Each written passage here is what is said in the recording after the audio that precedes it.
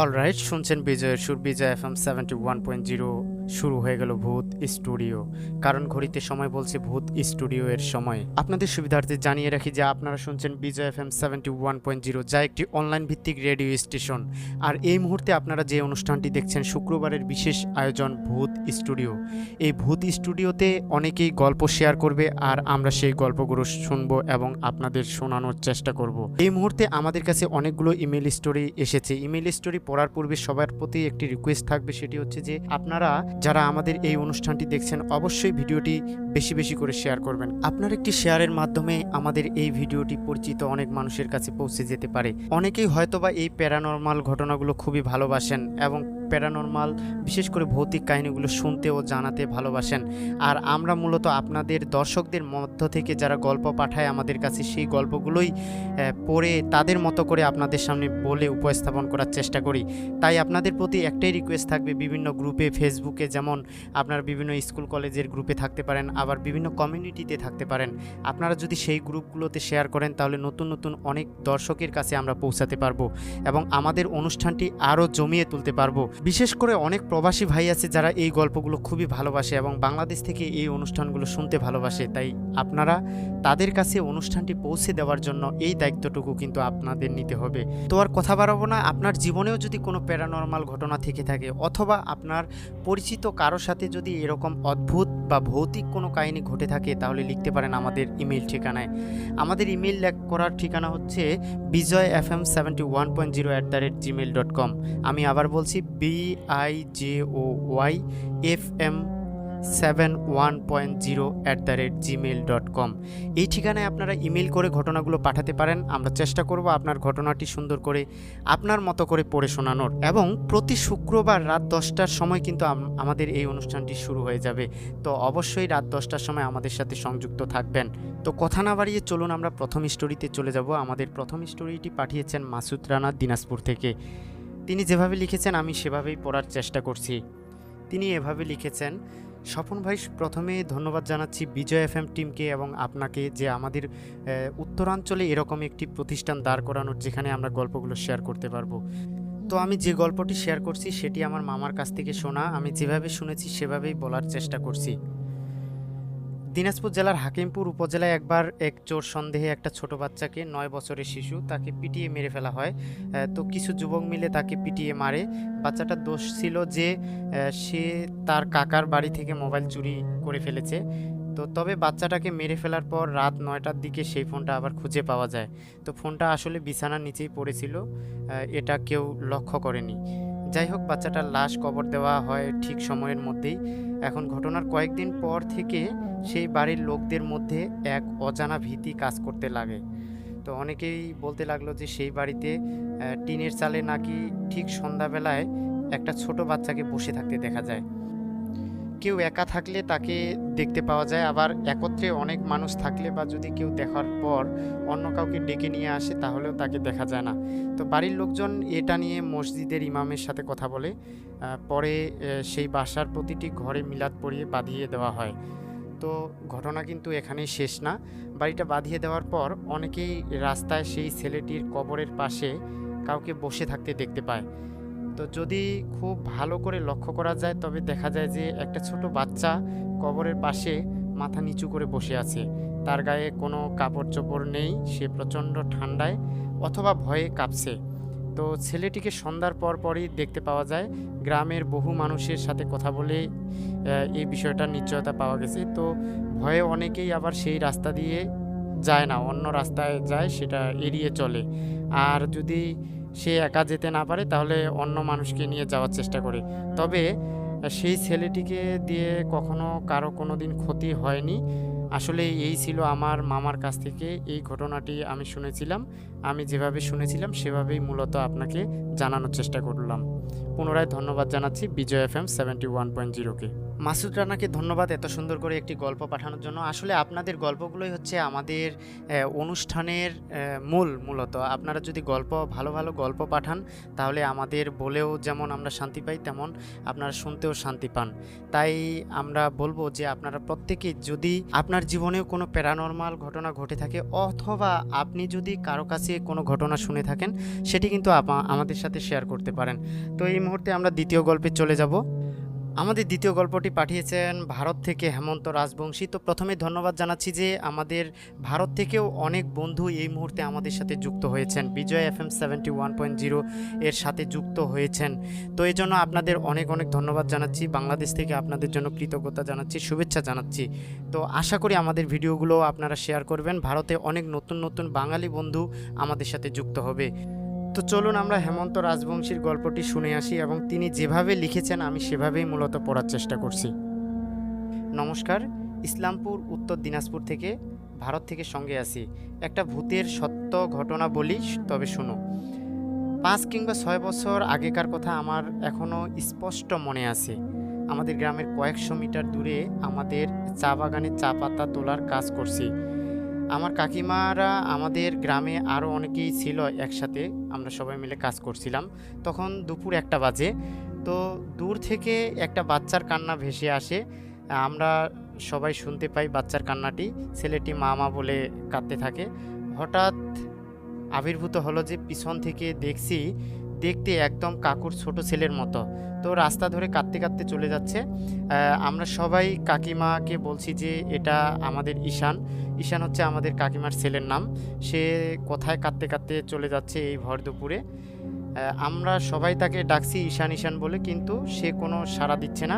আসলে কাঁদতে কাঁদতে রাস্তা দিয়ে সে চলে যাচ্ছিল। তো আমি ডাকছি, ভাইয়া ভাইয়া করে ডাকছি। তো তখন কাকিমা আমার বাগান থেকে বেরিয়ে রাস্তায় এসে তাকে যখন ধরতে যায়, কাকিমা যত জোরে হাঁটছে আর ঈশান বলছে ভূতটি আরও তত জোরে জোরে হাঁটছে। তারপর চোখের পলক পড়তেই সে যে কোথায় হাওয়ায় মিশে গেল সেটি আমরা কেউ দেখতে পেলাম না। তো সে যে একটা ভূত ছিল এটা কিন্তু আমরা পরে বুঝতে পারি। ভয়ে সবার লোম তখন খাড়া হয়ে গিয়েছিল। হেমন্ত রাজবংশীকে ধন্যবাদ জানাচ্ছি এমন সুন্দর ঘটনা আমাদের কাছে পাঠানোর জন্য। তো আরও যদি আপনার কাছে কোনো প্যারানরমাল ঘটনা থেকে থাকে অবশ্যই পাঠিয়ে দেবেন আমাদের জিমেইল ঠিকানায়। নাম ও ঠিকানা প্রকাশে অনিচ্ছুক এক ভাই একটি ইমেইল করেছেন আমাদের কাছে। ইমেইলের প্রথমেই তিনি বিজয় FM 71.0কে ধন্যবাদ জানিয়েছেন এবং একটি ঘটনা তিনি শেয়ার করেছেন। তো তিনি যেভাবে লিখেছেন আমি সেভাবেই পড়ার চেষ্টা করছি। তিনি লিখেছেন, এটি আমাদের নিজ গ্রামে 2006 সালে ঘটে যাওয়া একটি ঘটনা। আমাদের গ্রামে ফরিদ হোসেন নামের একজন লোক ছিল। আমরা সবাই তাকে ফরিদ ভাই বলে ডাকতাম। এলাকার সহজ সরল মানুষ হিসেবে তিনি পরিচিত ছিল। ফরিদ ভাইয়ের বয়স 40-এর কাছাকাছি হবে এবং শারীরিক সমস্যা থাকার কারণে তিনি বিয়ে করেননি। ঘরে তার মা ছাড়া আর কেউ ছিল না। ফরিদ ভাইয়ের ঘরটা ছিল চারদিকে বেড়া আর মেঝেটা ছিল মাটির। তো একটি কথা বলে রাখি, ফরিদ ভাইয়ের বাড়ির ঠিক পিছনে ছিল একটি নির্জন পোড়া বাড়ি, যা এলাকার মানুষ সাবারি নামে চিনে। তো লোকের মুখে ওই বাড়ি নিয়ে নানা কথা শোনা যায়, তাই দিনের বেলায়ও ওই দিকে কেউ আর কি তেমনটা যাতায়াত করে না। একদিন ফরিদ ভাইয়ের মা তার খালার বাড়িতে বেড়াতে যায়। সেদিন দুপুরে ফরিদ ভাই জোহরের নামাজ পড়ে ঘরে ঢুকতেই ভিতর থেকে কেমন যেন খসখস করা একটা আওয়াজ আর কি তিনি শুনতে পান। আর আওয়াজটা আসছিল ঠিক তার পিছনের রান্নাঘর থেকে। তো ফরিদ ভাই আস্তে আস্তে করে যখন রান্নাঘরের দিকে গেলেন, রান্নাঘরের সামনে গিয়ে ফরিদ ভাই দেখে যে একটা সাদা শাড়ি পরা একজন বৃদ্ধ মহিলা আর কি তাদের ঘর ঝাড়ু দিচ্ছে। তো তিনি মনে করলেন তার মা হয়তো ঘর ঝাড়ু দিচ্ছে বা চলে আসছে। তাই তিনি একটু সামনে গিয়ে জিজ্ঞেস করলেন যে, মা তুমি এত তাড়াতাড়ি চলে আসলে যে? তো কালকে যে আসার কথা ছিল। তো বৃদ্ধ মহিলাটি তার কথার আর কি কোনো জবাব দিল না। ফরিদ ভাই আবার তখন জিজ্ঞাসা করলো, কি হয়েছে মা, তুমি এই অসময়ে ঘর ঝাড়ু দিচ্ছ কেন? এবার বৃদ্ধ মহিলাটি আর কি তার দিকে তাকালো। তো মহিলাটির চেহারা দেখে ফরিদ ভাই ভয় পেয়ে গেলেন। দেখলেন যে ভয়ঙ্কর চেহারার এক বৃদ্ধ মহিলা তার সামনে আর কি দাঁড়িয়ে আছে। ফরিদ ভাই এবার আর কি ভীতু গলায় জিজ্ঞেস করলেন যে, কে আপনি, এখানে কি করছেন? ঝাড়ুটি ফরিদ ভাইয়ের দিকে তখন ওই বৃদ্ধ মহিলাটি ছুঁড়ে মারে এবং বলে উঠল যে দূর হয়ে যায় এখান থেকে। তারপরে পিছনের দরজা দিয়ে দৌড় দিল আর কি ওই সাবারি বাড়ির দিকে। তো ফরিদ ভাই কিছুক্ষণ একই স্থানে দাঁড়িয়ে থাকলো, তারপর মনে মনে ভাবতে লাগলো যে এটি কি দেখলো তিনি আর কি দেখলেন এটা। হঠাৎ করে ফরিদ ভাইয়ের চোখ আর কি নিচের দিকে গেল, দেখলো যে মাটির মেঝেতে ভয়ানক সব জীবজন্তুর আর কি ছবি আঁকা ছিল, আর অদ্ভুত ভাষায় তিনি কি যেন লিখে গেছেন। তো ব্যাপারটা দেখে ফরিদ ভাই আর কি খুবই ভয় পেয়ে গেলেন, তিনি চিৎকার শুরু করলেন। তখন আর কি তার বাড়ির পরিবারের লোকজন এবং আশেপাশে যারা ছিল সবাই ছুটে আসলো, তারা সবাই এসব জীবজন্তুর ছবি দেখতে পেল। এবং ফরিদ ভাই পরদিন এই ঘটনাটি আর কি মসজিদের ইমাম সাহেবের কাছেও বলেন। ইমাম সাহেব ফরিদ ভাইকে তখন সাবধানে থাকার কথা বললেন। আর এই ঘটনার কিছুদিন পরে একদিন রাতে আর কি ফরিদ ভাইয়ের প্রচণ্ড জ্বর হয় এবং কোমরের ডান পাশে খুবই আর কি ব্যথা অনুভূত হয়। তখন প্রথমে তাকে স্থানীয় হাসপাতালে নেওয়া হয়, পরে সেখান থেকে চট্টগ্রাম মেডিকেল কলেজে আর কি ভর্তি করা হয়, আর সেখানে তিনি আর কি চিকিৎসাধীন অবস্থায় মারা যায়। তো স্বপন ভাই, এই ছিল আর কি আমার কাছে আর কি একটি ভৌতিক ঘটনা, প্যারানরমাল ঘটনা, যেটা আমার দেখা আর কি এবং আমাদের এলাকায় ঘটে যাওয়া ঘটনা। তো ধন্যবাদ বন্ধু, এত সুন্দর গল্প বা আপনার জীবনে ঘটে যাওয়া প্যারানরমাল ঘটনাটি পাঠিয়ে দেওয়ার জন্য। তো সুপ্রিয় দর্শক, আপনাদের সুবিধার্থে জানিয়ে রাখি, আপনারা দেখছেন বিজয় FM 71.0 এর শুক্রবারের বিশেষ আয়োজন ভৌতিক কাহিনী ও প্যারানরমাল ঘটনাগুলো নিয়ে আমাদের আয়োজন ভূত স্টুডিও এই মুহূর্তে প্রচারিত হচ্ছে বিজয় FM 71.0 এর অফিসিয়াল ফেসবুক পেজ এবং ইউটিউব চ্যানেলে। তো আরও একটি কথা আপনাদের সাথে শেয়ার করে রাখি যে আমরা এই মুহূর্তে মূলত ফেসবুক পেজ এবং ইউটিউব চ্যানেলের মাধ্যমে আমাদের অনুষ্ঠানগুলো সম্প্রচার করছি। খুব শীঘ্রই প্লে স্টোরে আমাদের অ্যাপস আসতে চলেছে। অ্যাপস যখন আসবে তখন অবিরাম আমাদের অনুষ্ঠানগুলো প্রচারিত হবে, অর্থাৎ সবসময় আপনারা অ্যাপসের মাধ্যমে আমাদের যে অনুষ্ঠান সূচিগুলো রয়েছে, আমাদের যে অনুষ্ঠান রয়েছে সেগুলো আপনারা শুনতে পারবেন। তো এই মুহূর্তে যারা আমাদের সাথে যুক্ত হয়েছেন সবার প্রতি রিকোয়েস্ট থাকবে, আপনাদের ঘটনাগুলো কেমন লাগছে সে বিষয়ে অবশ্যই মন্তব্য দিয়ে যাবেন এবং কে কোথা থেকে আমাদের সাথে যুক্ত হয়েছেন। আর আপনার জীবনেও যদি এরকম কোনো ঘটনা ঘটে থাকে অথবা আপনি যদি এরকম কোনো ঘটনা শুনে থাকেন তাহলে লিখতে পারেন আমাদের জিমেল ঠিকানায়। আমাদের জিমেল করার ঠিকানা হচ্ছে bijoyfm71.0@gmail.com। এই ঠিকানায় আপনারা জিমেল করতে পারেন, অথবা আমাদের ফেসবুক পেজের ইনবক্সে মেসেজ আকারে আপনার ঘটনাটি শেয়ার করতে পারেন। আমরা আপনার মতো করে আপনার ঘটনাটি শেয়ার করার চেষ্টা করব। আমাদের সাথে চতুর্থ গল্পটি শেয়ার করেছেন জয়নাল। তো তিনি যুক্ত হয়েছেন ফেনী থেকে। তিনি যেভাবে লিখেছেন আমি সেভাবেই আপনাদের শোনানোর চেষ্টা করছি। তো তিনি লিখেছেন, এই ঘটনাটি আমার মেজ ফুপুর কাছ থেকে শোনা। ফেনী থেকে পরশুরামগামী যে রেল লাইনটি আছে, এক সময় ভোর 5টা থেকে রাত 9টা পর্যন্ত একটি ট্রেন এই পথে আর কি নিয়মিত যাতায়াত করত। ব্রিটিশ আমলে চট্টগ্রাম বন্দর থেকে ত্রিপুরা রাজ্যে মালামাল নেয়ার জন্য এই লাইনটি তৈরি করা হয়। তো বর্তমানে অবশ্য এই লাইনে সব ধরনের ট্রেন চলাচল বন্ধ রয়েছে। তো আজ থেকে 30 বছর আগের কথা এটা। আনন্দপুর ইউনিয়নের কালীঘাট নামক স্থানে কালাপোল নামের একটি জায়গা আছে, আর সেই কালাপোলের পাশে ছিল ছোট্ট একটি গ্রাম, তার নাম হচ্ছে ধোয়াছড়ি। ছবির মতোই দেখতে সুন্দর ছিল সেই গ্রামখানি। তো চারদিকে ছিল সবুজে ভরা, দেখলে যে কারো চোখ জুড়িয়ে যেতে পারে। এই এলাকায় তখন বিদ্যুৎ আসেনি, তাই রাত একটু গভীর হলে চারপাশ আর কি শুনশান নীরবতা নেমে আসতো, আর সেই নীরবতার মাঝে ঝিঝি পোকার শব্দ আর মাঝে মাঝে খ্যাক শেয়ালের ডাক ছাড়া কিছুই শোনা যেত না। তো একদিন এই গ্রামের এক মেয়ের বিয়ের আসর থেকে যৌতুকের দাবিতে আর কি বর চলে যায়। এভাবে বিয়ের আসর থেকে বর চলে যাওয়ার কারণে সেদিন সারা রাত মেয়েটি এবং তার মা বিলাপ করতে করতে কান্নাকাটি করে। পরে ফজরের আজান দেওয়ার একটু আগে মেয়েটি লজ্জা শরমের ভয়ে ওই কালাপোলের পাশে আর কি রেলগাড়ির নিচে ঝাঁপ দিয়ে আত্মহত্যা করে। তো আত্মহত্যার পরে তার দেহটি পাওয়া গেলেও মাথাটি কোথাও খুঁজে পাওয়া যায় না। তো গ্রামবাসী অনেক খোঁজাখুঁজি করে মাথাটি না পেয়ে পরে শুধু দেহটি দিয়েই আর কি দাফন করে। তো এই ঘটনার কয়েকদিন পরের কথা, একদিন গভীর রাতে বিকট এক কান্নার শব্দ শুনতে পায় গ্রামের মানুষ এবং সবার ঘুম ভেঙে যায়। তো তারা লক্ষ্য করলো বিলাপের সুরের মতো একটি কান্নার আওয়াজ তাদের কানে ভেসে আসছে, আর কান্নার আওয়াজটি আসছিল ঠিক কালাপোলের ওই দিক থেকে আর কি। তো সবার কাছে কান্নার আওয়াজটি অতি পরিচিত মনে হলো এবং কেউ সাহস করে আর কি ঘর থেকে বের হইতে পারলো না। পরদিন সকালে গ্রামের মানুষ ওই স্থানে গিয়ে দেখে যে রেল লাইনের পাশে ছোট্ট একটা গর্ত খুঁড়ে গেছে। তো তারপর থেকে আর কি প্রায় সময়ই গভীর রাতে ওই দিক থেকে বিলাপের কান্নার আওয়াজ আর কি শোনা যেত। তো একদিন চাঁদনি রাতে গ্রামের এক যুবক বা কিছু যুবক আর কি যাত্রাপালা দেখে বাড়ি ফিরছিল। তো গ্রামে ঢোকার পথে হঠাৎ করে তাদের চোখে পড়লো যে কালাপোলের ওই দিকটাতে। তারা লক্ষ্য করলো যে রেল লাইনের উপর সাদা পোশাক পরা একটা মেয়ে আর কি দাঁড়িয়ে আছে, কিন্তু তার দেহের সাথে আর কি মাথাটা ছিল না। তো ঠিক সে সময় মেয়েটি বিলাপের সুরে আর কি কান্নাকাটি শুরু করে দিল, এবং মাথাবিহীন মেয়েটি কিভাবে শব্দ করছে তা ভেবে যুবকেরা আর কি খুবই অবাক হয়ে গেল। তো এই দৃশ্য দেখে যুবকেরা ভয়ে তখন গ্রামের দিকে দৌড় দিল। পরদিন সকালে এই ঘটনা আর কি তারা মসজিদের ইমামের সাথে আর কি শেয়ার করলো এবং ইমামকে জানালো। তো সব শুনে ইমাম সাহেব গ্রামবাসীকে রাত্রিবেলা ওই কালাপোলের দিকে আর কি যেতে নিষেধ করলো। এবং তো সেদিন রাতেই আবার মসজিদের ইমাম সাহেবকে সেই মেয়েটির স্বপ্নে দেখা দেয় এবং মাথাটি খুঁজে বের করতে বলে, আর সেই মাথাটি কবরে দাফন করতে বলে। তো স্বপ্ন দেখার পরদিন ইমাম সাহেব গ্রামবাসীকে সবাইকে নিয়ে কালাপোলের আশেপাশে মাথাটি খুঁজতে বের হয়। একসময় কালাপোল থেকে আর কি মাথার আধা কিলোমিটার দূর থেকে একটা ধান খেতে সেই মাংস পচা মাথাটি উদ্ধার করে। পরে সেখান থেকে মাথাটি এনে আবার কবরে আর কি দাফন করে দেয়। তো সেদিনের পর থেকে গ্রামের মানুষ আর কখনোই সেই বিকট শব্দের আওয়াজ আর কি শুনতে পায়নি।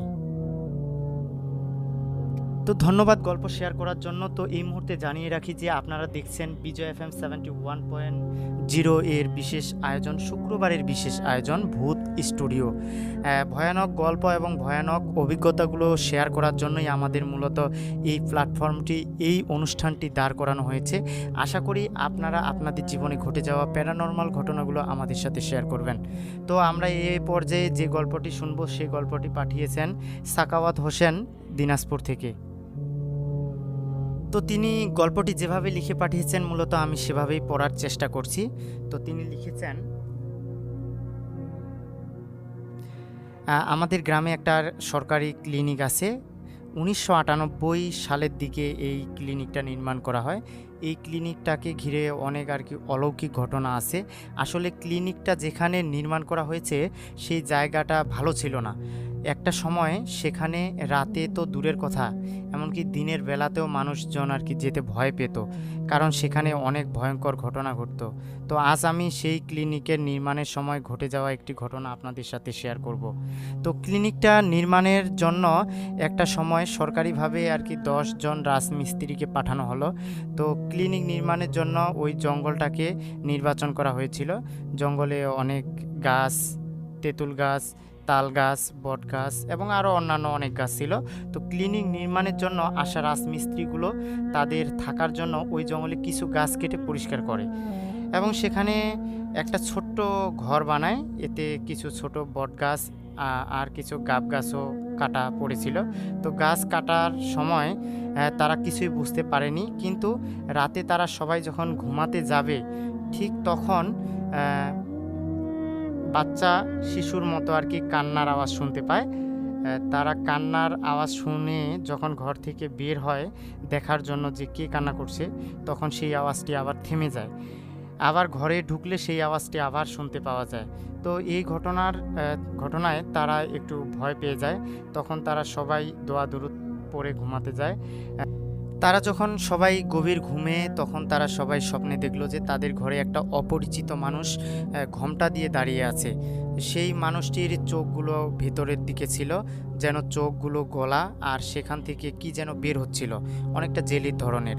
তো তার মুখটা ছিল থেতলানো, যেন হাতুড়ি পিটিয়ে মুখখানি আর কি চূর্ণ বিচূর্ণ করে দেয়া হয়েছে, আর সেখান থেকে চিরচির করে রক্ত পড়ছিল। তো মাথার খুলিটা আবার এক পাশ থেকে ছিল না, আর সেখানে কি যেন কিলবিল করছিল। আর পাগুলোর সাথে পায়ের পাতা ছিল না। সেই লোকটা বলতে লাগলো যে চলে যা, এখান থেকে চলে যা, এখানে তোরা কেন আসছিস, চলে যা, আমাদের থাকার জায়গাটা পরিষ্কার করে তোরা থাকছিস, যা চলে যা, বাঁচতে চাইলে চলে যা, এখান থেকে চলে যা। তখন সবার আর কি ঘুম ভেঙে গেল একসাথে। তারা সবাই খুব অবাক হলো, কারণ একই স্বপ্ন তারা একই সাথে একই সময়ে সবাই কিভাবে দেখলো এটা তারা আর কি বুঝতে পারলো না। তো একটু পর তারা আবার আরও অবাক হলো যে এটা দেখার পর যে তাদের ঘরের যে জায়গাটায় ওই ভয়ঙ্কর মানুষটাকে দেখেছিল সেখানে রক্ত আর জেলির মতো কি যেন পড়ে আছে। তখন তারা বুঝতে পারলো যে এটা ভৌতিক কোনো কিছু হবে। তাই সারা রাত তারা আর ঘুমাতে পারলো না। সকাল হতেই তারা এই ব্যাপারটি গ্রামের লোকজনের সাথে শেয়ার করলো, কিছু মুরব্বীকেও জানালো। তখন সেই মুরব্বীর লোকটি একজন হুজুরকে ডেকে নিয়ে আসলো। হুজুর এসে বলল যে কী ধরনের ঘটনা ঘটে আমি রাতে আপনাদের সাথে থেকে দেখতে চাই। তারপর দ্বিতীয়বারে হুজুর তাদের সাথে থাকলো।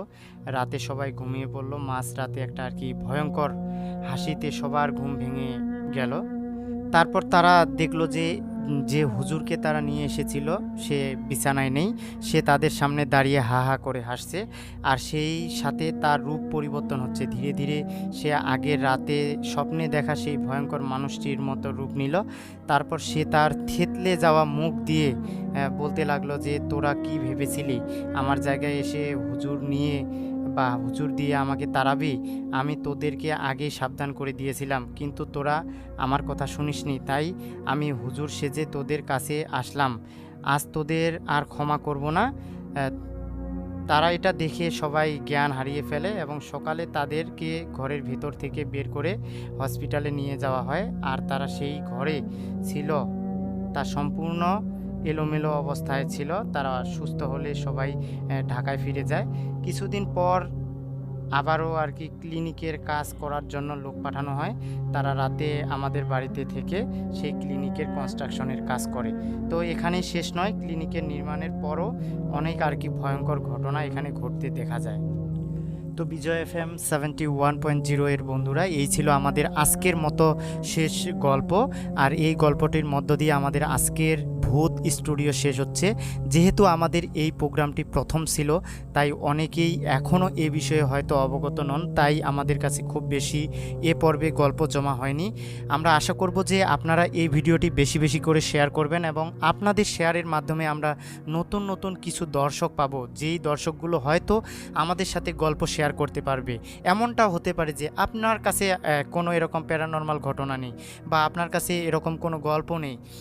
তো এটা আপনারও দায়িত্ব হবে যে যার কাছে এরকম গল্প আছে অথবা যার সাথে এরকম ঘটনা ঘটেছে সে যেন গল্পগুলো উপযুক্ত একটি মাধ্যমে শেয়ার করতে পারে।